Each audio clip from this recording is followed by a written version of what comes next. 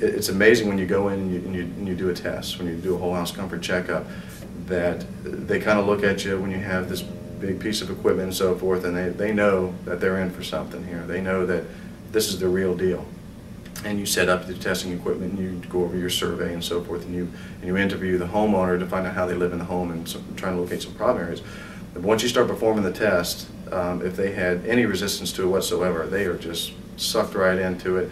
It's easy to understand because they can physically see it. It's not just talking about it; it's visuals, and they can. And when you're going through doing the test and you're walking through the house and so forth, they're trailing right along with you, and they're asking you to put the smoke here, put the smoke there, and they're Mrs. Jones is telling Mr. Jones, I knew that was a problem, and you just didn't listen to me. And it's quite comical at times. It's fun. They really get involved into it, and you get a sense of satisfaction knowing that you can provide comfort for these people, and they can be happy living in the home.